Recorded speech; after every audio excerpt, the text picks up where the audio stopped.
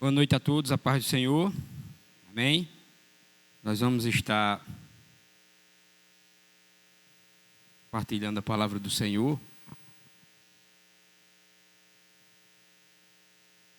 Hoje nós vamos estar tratando sobre esse tema tanto quanto delicado, porém oportuno. Finanças no casamento, a gente não vai aplicar apenas aos casados, mas aos solteiros, aos noivos, porque finanças é inerente à nossa vida. Então, creio que vai abranger a todos nós. Então, você pode abrir sua Bíblia em 1 Timóteo, capítulo 6. Nós vamos estar lendo do 6 ao 10. Esse é o nosso texto base, você vai deixar aí sua Bíblia aberta, porque nós vamos estar caminhando em outros textos. Então, 1 Timóteo, capítulo 6, 6 ao 10. Amém? Diz assim a palavra do Senhor. De fato, grande fonte de lucro é a piedade com o contentamento, porque nada temos trazido para o mundo, nem coisa alguma podemos levar dele. Tendo sustento e com o que nos vestir, estejamos contentes. Ora, os que querem ficar ricos caem em tentação e cilada, e em muitas concupiscências, insensatas e perniciosas, as quais afogam os homens na ruína e perdição. Porque o amor do dinheiro é raiz de todos os males, e alguns nessa cobiça se desviaram da fé e a si mesmos se atormentaram com muitas dores. Amém. Vamos orar?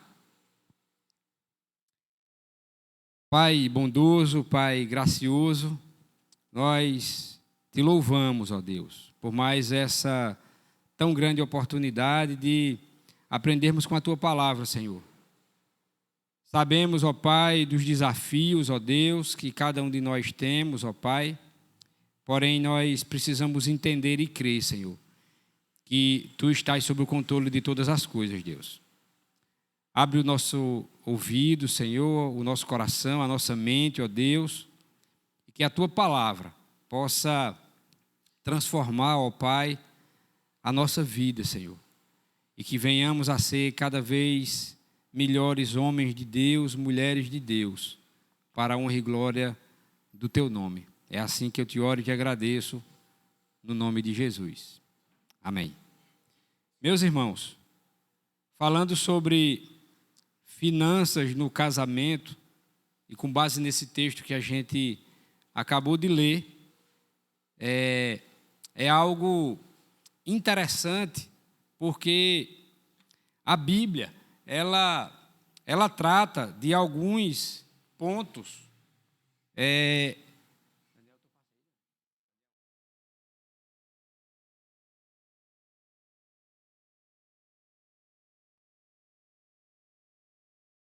tratar sobre finanças no casamento é algo que nos leva a pensar e cada vez mais pensar, porque é algo inerente ao ser humano, é algo que está na nossa vida.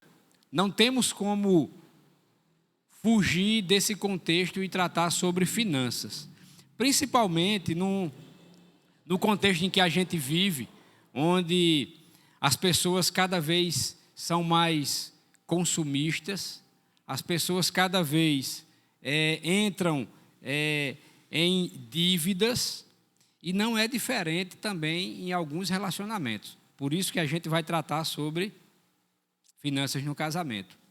Com base nesse texto em que a gente leu, é interessante a gente observar que, eu não sei se você tinha prestado atenção a ler esse texto, a partir já do versículo 6, ele vai falar sobre uma palavrinha bem conhecida do nosso meio comercial, que é uma palavrinha chamada lucro. E, a grosso modo, a gente vai entender lucro como aquilo que sobrou, de repente, aquilo que eu vendi paguei aquilo que eu estava devendo, ou pela compra que fiz, e o que sobrou foi o meu lucro. A Bíblia, ela vai tratar de lucro de uma forma totalmente diferente. E já no versículo 6, ele diz que a fonte de todo lucro é a piedade mais o contentamento. É como se fosse piedade mais contentamento. E se você pesquisar no dicionário o que é piedade e o que é contentamento, eu fiz aqui uma pesquisa no dicionário, é simplesmente o dicionário, e lá a palavra piedade diz que o significado de piedade é demonstração de amor ou afeto por coisas religiosas. Esse seria aqui um primeiro conceito, ou seja, é uma devoção. Um segundo conceito de piedade, lá no dicionário, é compaixão pelo sofrimento de uma outra pessoa, ou seja, misericórdia. E, com base na religião, o conceito de piedade é uma virtude que possibilita oferecer a Deus o culto que ele merece. Então, quando a gente olha para esse conceito de piedade e aplica nesse versículo 6 que nós acabamos de ler, nós vamos entender que um dos princípios para que ande bem a questão de finanças no nosso relacionamento é termos essa piedade.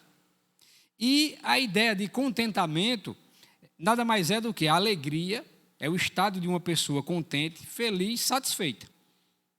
Então, quando a gente aplica esses dois entendimentos nesse versículo 6, a gente vai entender que o lucro, o que o povo fala aí em relação à questão de dinheiro, quando a gente olha para esse versículo 6, a gente vai entender que nada mais é do que piedade, ou seja, quando nós oferecemos um culto real e verdadeiro a Deus, mas esse estado de contentamento, esse estado de que nós estamos satisfeitos com aquilo que Deus tem colocado diante da nossa vida.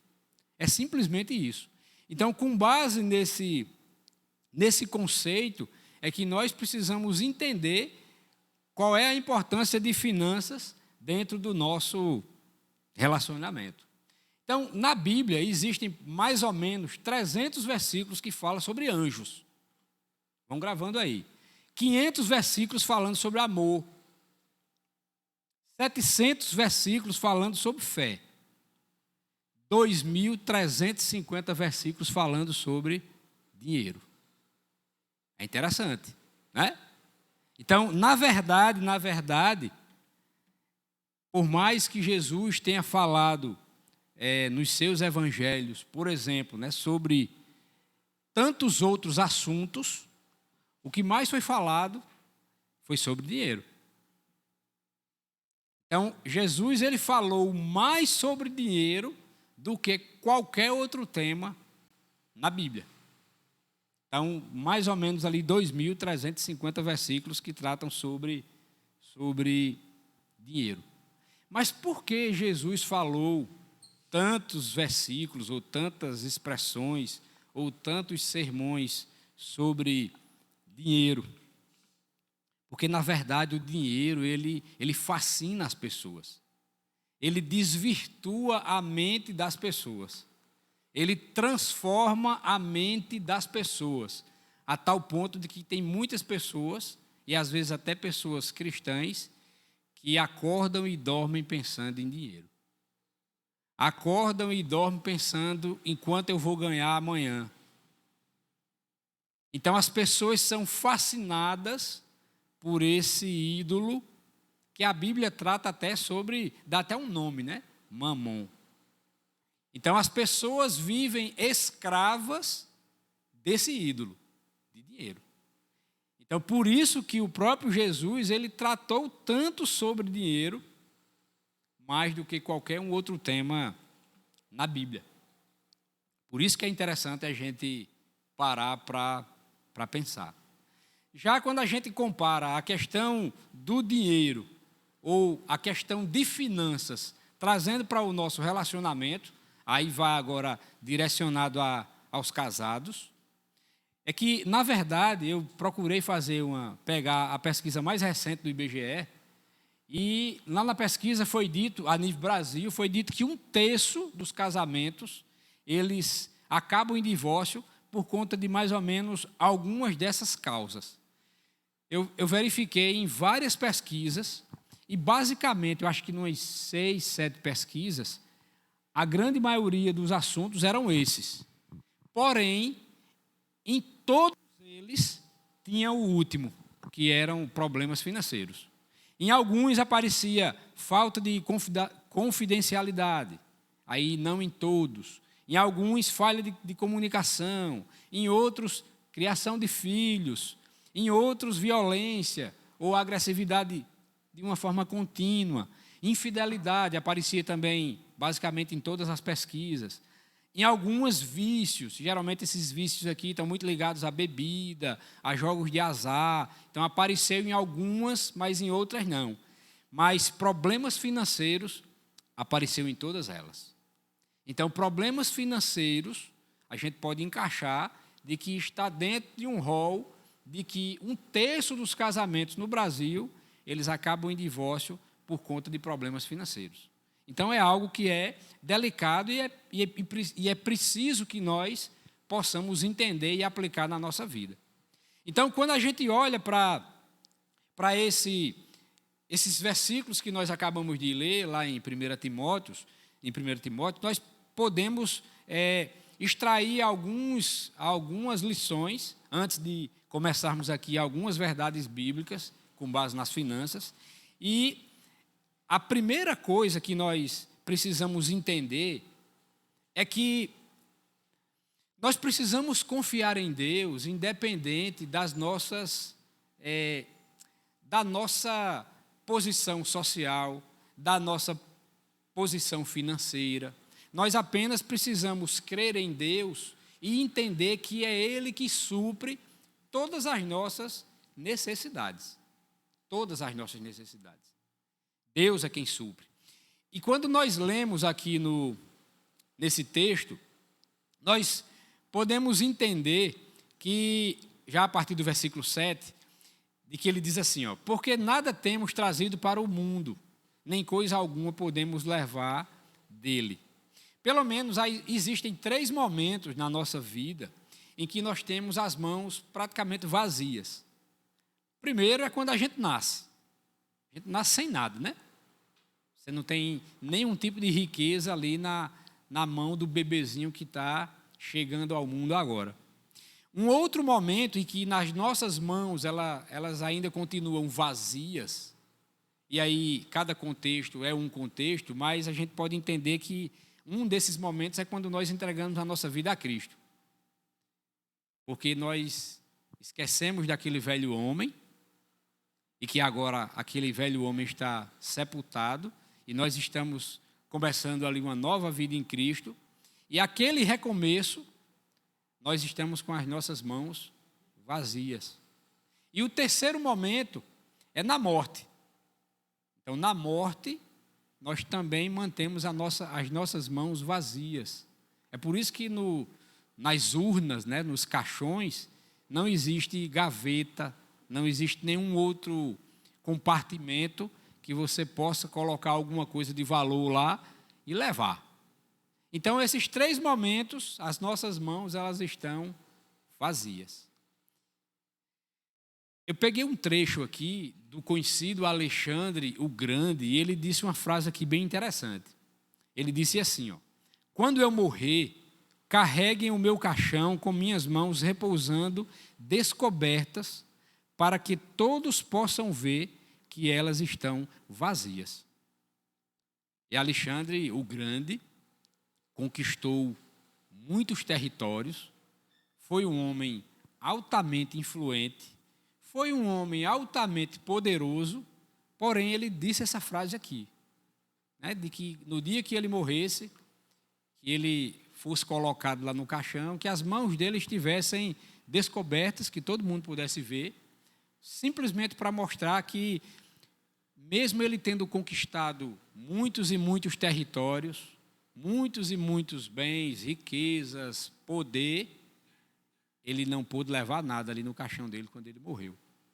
Então, essa reflexão é interessante para que a gente também possa entender que o contentamento, ele consiste exclusivamente na satisfação naquilo que Deus tem nos dado. Independente se é muito, independente se é pouco. Aqui nós precisamos entender que, pelo menos em duas áreas, Deus tem cuidado de cada um de nós. Ele tem nos dado o que vestir e tem nos dado o que comer. Alguns comentaristas dizem que até a questão do vestir não se aplica apenas às vestimentas, mas quando nós estamos vestidos, nós estamos cobertos. E se a gente pensar dessa forma, coberto seria naquilo que Deus tem colocado sobre nós, um teto que Ele nos dá.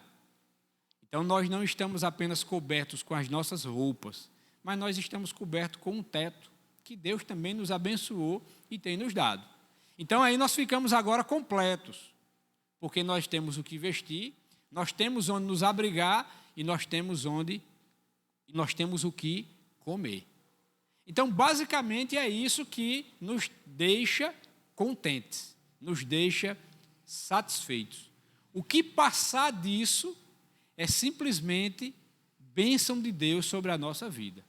E que nós não venhamos a buscar ou correr atrás justamente do que passa desses três detalhes: o que vestir, onde nos abrigar e o que nos alimentar.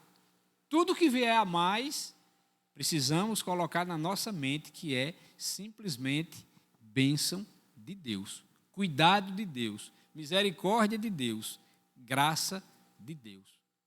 E aí, nessa busca desenfreada, quando ele fala que já no finalzinho, no versículo 10, quando ele diz que o dinheiro é a raiz de todos os males, é justamente porque o amor ao dinheiro, não à cédula, ao valor do dinheiro, ao valor do real ou qualquer outra moeda, mas o apego ao dinheiro é o que vai produzir inveja, é o que vai produzir briga, roubo, desonestidade, esquecimento de Deus, desvios de conduta, egoísmo e tantas outras coisas, simplesmente por amor ao dinheiro. Então, por isso que é delicado quando nós nos deixamos ser escravos do dinheiro. É lógico que todo mundo precisa do dinheiro, porque no nosso país precisa de uma moeda e que a gente possa comprar as coisas, que a gente possa comprar o alimento, pagar nossas contas. É lógico que precisa do dinheiro, porém, não de forma que eu vá ficar escravo do dinheiro e que a minha vida possa mudar, o meu entendimento possa mudar, o meu relacionamento com Deus possa mudar exclusivamente por conta do dinheiro. E pensando assim, existem algumas verdades bíblicas que tratam sobre dinheiro. Teriam mais.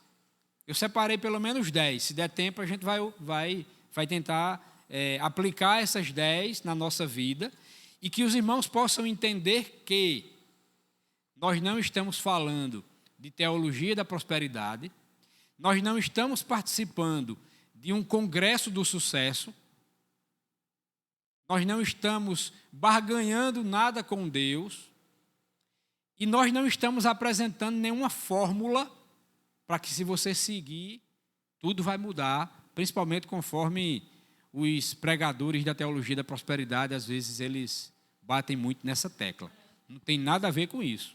São princípios bíblicos que estão lá na Bíblia e apenas a gente vai tentar, espelhado nesses conceitos, nessas verdades bíblicas, aplicar na nossa vida. Se você já aplica, amém. Se você aplica mais ou menos, procure aplicar 100%. E se você não aplica nada, procure se organizar, porque possa ser que lá na frente lhe prejudique em alguma área da sua vida. Se você for casado, faça de tudo, peça a Deus para que você não entre nessa estatística do IBGE, para que a gente não venha a se divorciar por conta de, às vezes, desorganização quando o assunto é dinheiro. Amém? Então, a primeira verdade, eu queria, se puder, você pode abrir aí em Deuteronômio, capítulo 10, versículo 14. Para ganhar mais tempo aqui no meu, eu já coloquei os textos aqui numa folha, mas os irmãos aí podem anotar e depois ler em casa. Então, Deuteronômio, no capítulo 10, o versículo 14, ele diz assim: ao Senhor, ao seu Deus, pertencem os céus e até os mais altos céus, a terra e tudo o que nela existe. Então, qual é a primeira verdade bíblica? Nós somos mordomos. Nós somos administradores. Nós não temos nada. Porque, conforme Deuteronômio capítulo 10, versículo 14, tudo pertence a Deus. Então, quando a gente coloca na nossa vida e acha que tudo pertence a mim, eu estou totalmente enganado. Porque, na verdade, tudo pertence a Deus. Então, aquilo que Deus faz é o quê? Você agora vai ser o meu mordomo, você vai ser o meu administrador. Eu vou colocar as coisas na sua mão e você agora vai administrar. Então, é simplesmente isso. Não tem nada extravagante, não tem nada do outro mundo, não tem nada de novo. É simplesmente a gente entender que nós somos mordomos. Então, quando nós aplicamos essa verdade na nossa vida, entendendo que nada é meu e tudo é de Deus, nós já evitamos aí um monte de problemas, um monte de situações na nossa vida. Porque precisamos colocar isso no nosso coração. Porque ao Senhor tudo pertence. Tudo. Não é algumas coisas. Mas ele cita, pertencem os céus, os mais altos céus, a terra. Se parasse por aqui já era muita coisa. Mas ele ainda complementa dizendo assim, e tudo o que nela existe. Então não sobrou nada. Tudo é de Deus. Então, primeira verdade é que nós somos mordomos, somos administradores. Segunda verdade, Colossenses capítulo 3, versículos 23 e 24. Colossenses capítulo 3, 23 e 24. Diz assim: tudo o que fizerem, façam de todo o coração, como para o Senhor, e não para os homens, sabendo que receberão do Senhor a recompensa da herança. É a Cristo o Senhor que vocês estão servindo. Então nós somos, na verdade, Deus é o nosso patrão. Às vezes a gente inverte, né? Às vezes a gente coloca que Deus é como se fosse o nosso empregado. Então tudo que às vezes eu nem peço. Às vezes a gente escuta aquela palavrinha assim, eu exijo, eu decreto. Você vai decretar o quê, a Deus? Se a gente leu no anterior, em Deuteronômio, que Deus é dono de tudo, inclusive da nossa vida. E como é que você vai decretar a Deus aquilo que Deus deve fazer, como fazer, do jeito que tem que fazer? É complicado. Então a gente precisa entender que, na verdade, Deus é que é o nosso patrão, conforme nós lemos em Colossenses capítulo 3, versos 23 e 24. Então, é a Cristo, o Senhor, que nós estamos servindo. Então, quando nós começamos a aplicar essas verdades bíblicas, a gente começa a entender de que, na verdade, nós estamos aqui simplesmente de passagem. Eu não estou querendo dizer que a gente vai viver uma vida relapsa, uma vida desorganizada, uma vida sem sentido. Não é por aí. Porém, nós precisamos entender que nada sai de nós, nada vem de nós, mas tudo vem de Deus. E nós estamos aqui apenas para servi-lo, nada mais. Por isso que nós devemos servir a Deus da melhor forma possível, mas continuarmos sendo servos do Senhor, porque na verdade é Ele que é o nosso patrão e não que eu que Deus é empregado meu. De jeito maneira. Nós devemos entender que, primeiro, somos mordomos. Segundo, Deus é que é o nosso patrão.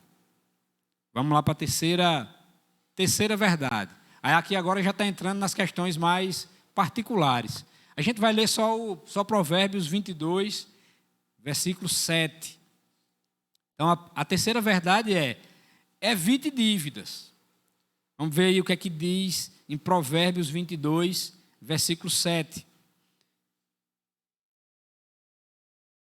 Diz assim: o rico domina sobre o pobre. Quem toma emprestado é escravo de quem empresta. Então, evite dívidas. Se você for depois ver essas outras referências, é basicamente essa ideia de que fuja de dívidas. Porque à medida que nós pedimos algo emprestado a alguém, você se torna escravo daquela pessoa.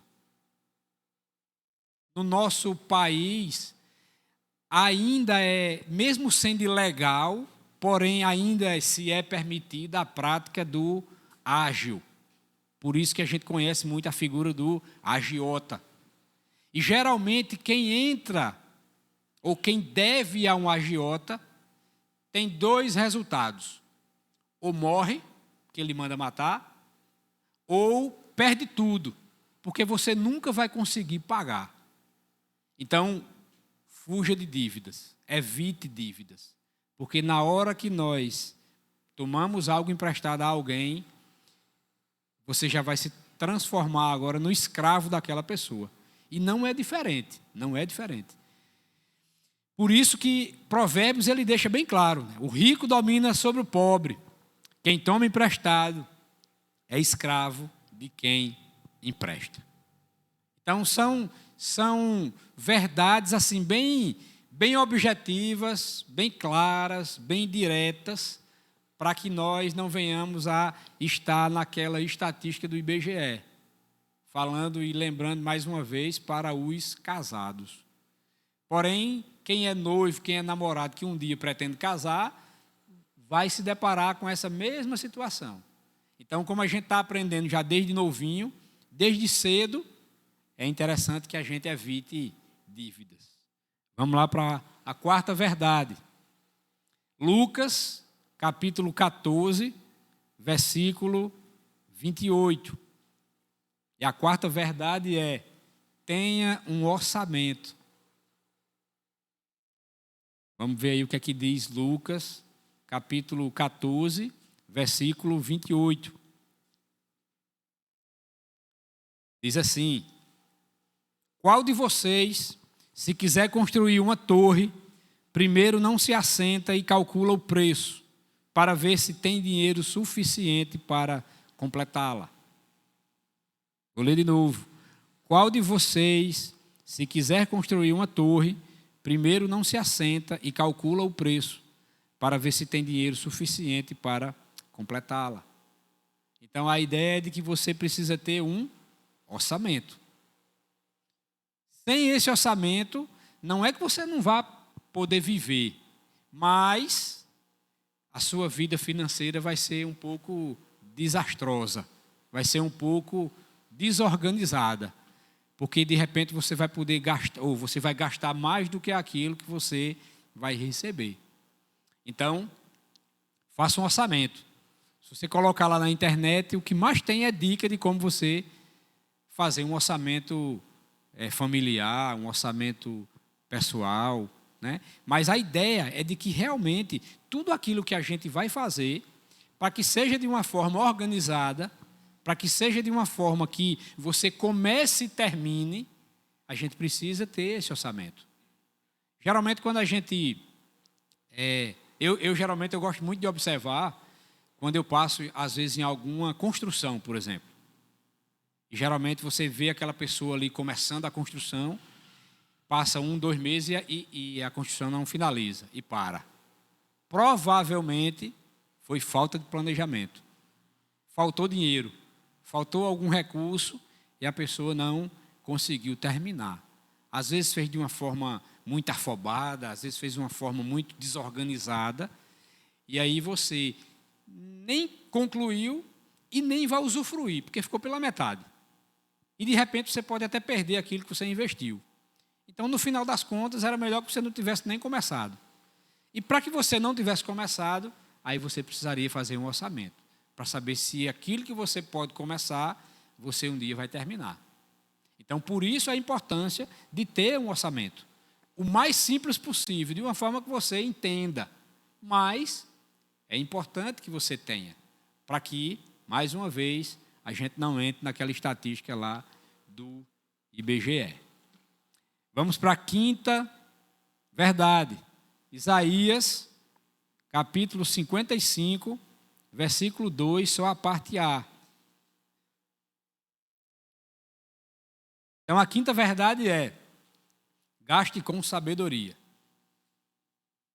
Isaías 55, versículo 2, só a parte A. Diz assim: porque gastar dinheiro naquilo que não é pão e o seu trabalho árduo naquilo que não satisfaz. Porque gastar dinheiro naquilo que não é pão e o seu trabalho árduo naquilo que não satisfaz. Ele vai tratar aqui de dois detalhes básicos. Primeiro, ele vai tratar sobre comida. Quando ele diz aí, gastar dinheiro naquilo que não é pão. Então, é interessante que a gente dê uma ênfase maior à nossa alimentação. Não é que a gente vai viver só de comer, né? de comida, só de comer. Mas nós precisamos nos alimentar, sabemos que isso é real. E a outra coisa é que, às vezes, o nosso trabalho, o valor que nós recebemos do nosso trabalho, nós gastamos em vão.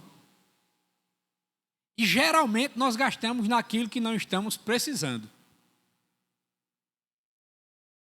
Quem nunca gastou aqui qualquer valor do seu salário em comprar, por exemplo, um calçado, você tendo 10, 15 calçados no seu guarda-roupa? Quem nunca comprou uma calça, você tendo 20 calças lá no seu guarda-roupa? Uma camisa, você tendo 20 camisas lá no seu guarda-roupa? Eu não estou dizendo que a gente não deve comprar roupa, lógico.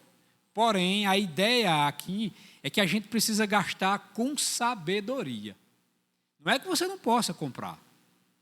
Mas aqui a gente pode fazer, no mínimo, uma pergunta. Estou precisando?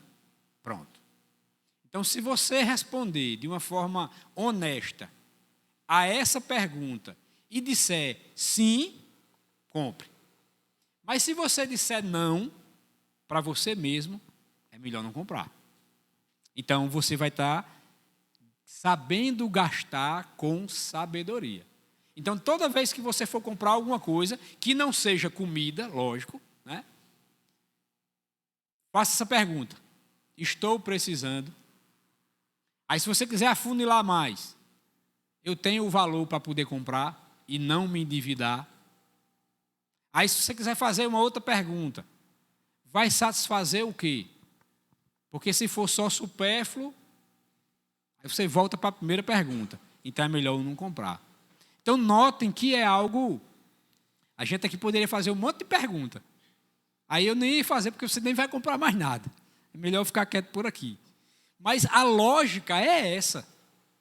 Gastar com sabedoria não é simplesmente eu ter o dinheiro, estar com todas as minhas contas pagas e querer comprar.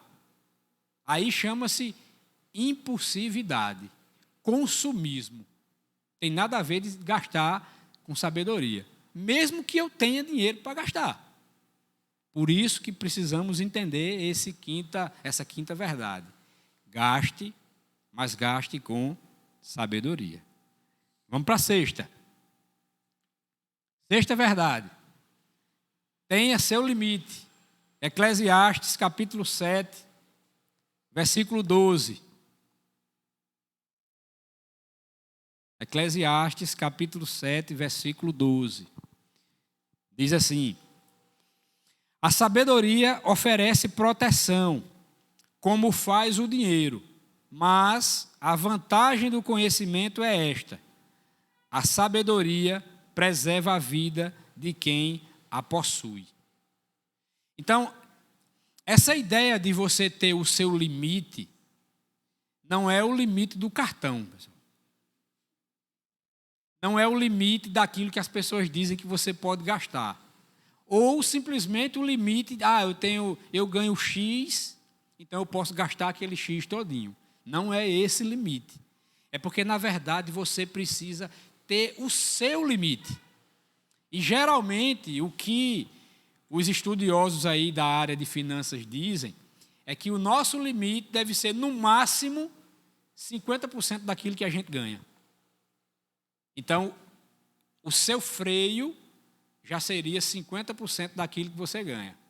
Os outros 50% é para que você pudesse guardar, ou que você pudesse, sei lá, né, ter lá uma reserva, para que num momento de adversidade ou algo que apareça de repente, você não esteja totalmente descoberto ou desacobertado. Então, essa ideia de você ter o seu limite, as pessoas fazem o quê? Qual é o limite do meu cartão? É tanto. Pronto. Então, eu posso usar. Mas não é dessa forma, porque aquele limite é o do cartão, não é o seu. Então, nós precisamos ter o nosso limite, até para que eu saiba até onde eu posso ir. Então, note que se a gente for verificar toda a sequência, até agora, é algo que vai aparar as nossas arestas, vai nos colocar como, vai tentar nos podar, vai tentar nos limitar para que a gente não venha a ser um desastre nessa área de finanças. Então, mais um é justamente esse. Tenha seu limite. Nunca confie no limite do cartão ou de outra pessoa ou de outras coisas, mas tenha o seu limite. Vamos para a sétima. Sétima verdade. Provérbios 30, versículo 25.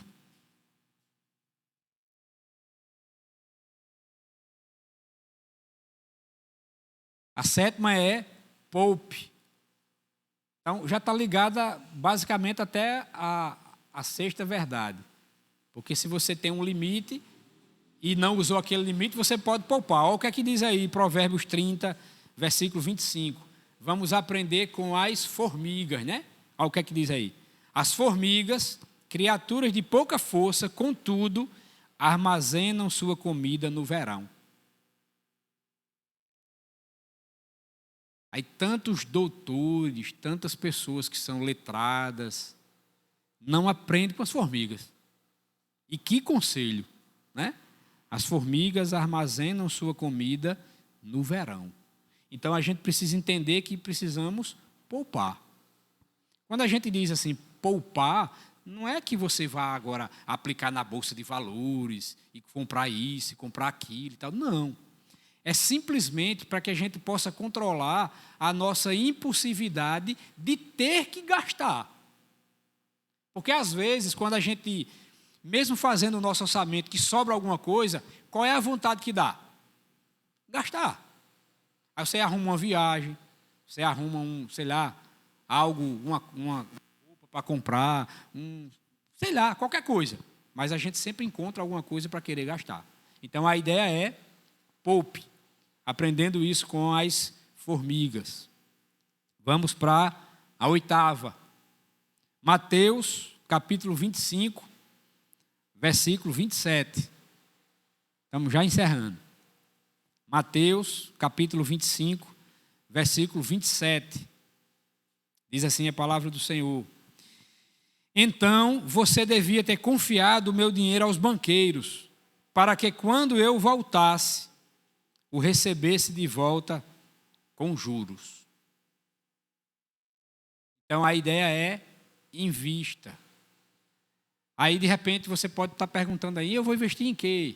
Né? Lógico que a gente não vai tratar aqui de finanças pessoais no sentido de investimento, seja lá numa poupança, na bolsa de valores ou algo assim. Não. Mas a ideia que nós precisamos colocar na nossa mente é de que quando nós investimos em algo que reflete algum valor, ou que você possa ter algo de fruto lá na frente, é onde a gente aplica essa ideia de investir.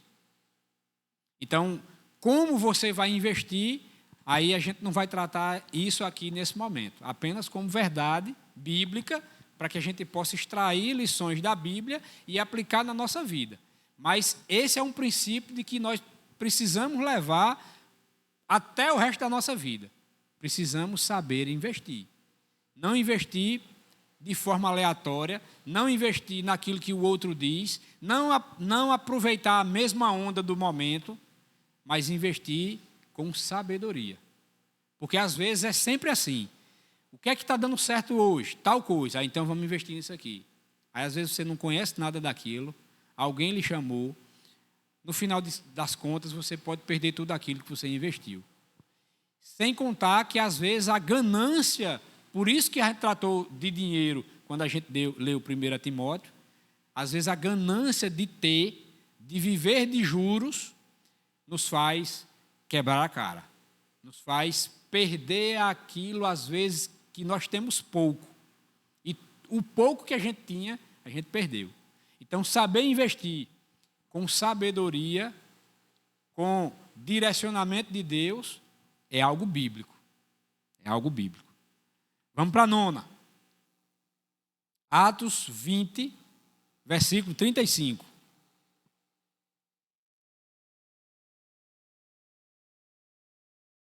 Atos 20, versículo 35, diz assim: em tudo o que fiz, mostrei-lhes que, mediante trabalho árduo, devemos ajudar os fracos, lembrando as palavras do próprio Senhor Jesus, que disse: há maior felicidade em dar do que em receber. Então, doe. Nós sabemos que hoje é algo muito delicado hoje. Porque nesse contexto existe, às vezes, aquelas pessoas que se aproveitam. A gente sabe disso. Porém, quando nós temos a real certeza de que aquela pessoa verdadeiramente precisa da nossa ajuda, não temos o que não fazer. Realmente é doar, é ajudar. Então, primeiro nós precisamos entender qual é a situação, qual é o contexto, qual é a realidade. Mas assim como Jesus nos ensina, a maior felicidade é em dar do que em receber. Não que venhamos a trazer isso aí como uma barganha. Não, eu vou dar, né, eu vou querer ajudar os pobres, eu vou querer isso, aquilo, outro, tal, porque eu estou garantindo o meu pedacinho lá no céu. Não se aplica aqui. A ideia é de que realmente Deus nos abençoa para que nós venhamos a abençoar outras pessoas. Então, doe. E por fim, a última verdade, Provérbios 19, versículo 20. Provérbios 19, versículo 20. Diz assim: ouça conselhos e aceite instruções, e acabará sendo sábio. Ouça conselhos e aceite instruções, e acabará sendo sábio. Existe aquele ditado popular, né, muito conhecido, que diz assim: se conselho fosse bom, não era dado, era vendido. Né? Mas esse é um ditado exclusivamente mundano, né? Porque os conselhos sábios, eles realmente estão na Bíblia e são para mim e para você. Então, nós precisamos tanto dar conselhos, como também pedir. Porém, não podemos pedir a qualquer pessoa. Esse aí é o grande boom. Não é que eu venha pedir conselho a qualquer pessoa. Eu preciso pedir conselho a pessoas sábias. Por isso que Provérbios nos instrui: ouça conselhos e aceite instruções, e acabará sendo sábio. Porém, eu preciso pedir conselhos a pessoas que realmente possam me dar conselhos, e bons conselhos. Porque, imagine, quando a gente olha para um conselho de relacionamento e aquele casal está a ponto de pedir o divórcio. E aí você vai pedir um conselho a alguém que não é cristão. Qual é o conselho que aquela pessoa dá? Homem, separe amanhã, ou se puder hoje ainda, resolva logo, né? Mas nós precisamos entender que o divórcio, ele não é o primeiro passo. O divórcio seria o último passo. É quando realmente não tem mais saída, assim conforme a Bíblia diz, por conta da dureza do coração do ser humano. Então, como é que logo de cara você me separe, né? Resolva logo esse problema hoje, separe.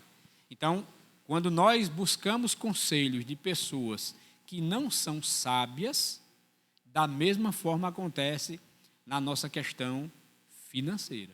Então, por isso que finanças no casamento é um assunto altamente relevante para os nossos dias hoje. Por isso que vimos, aqui foi só poucas coisas. Teríamos aqui como falar o restante da noite. Mas, que devemos ter como lição primordial? Tudo pertence a Deus. Tudo pertence a Deus. Tudo que nós temos, inclusive a nossa vida, pertence a Deus. Então, se nós aplicarmos esse conhecimento, esse entendimento, essa verdade absoluta na nossa vida, com certeza a nossa vida financeira, dentro do nosso relacionamento, ela vai se tornar bem melhor. Amém? Que o Senhor aplique a sua palavra no nosso coração e que venhamos a não ficar apenas na teoria, mas que venhamos a colocar em prática cada versículo desse, cada palavrinha dessa que nós aprendemos hoje à noite. Que o Senhor nos abençoe.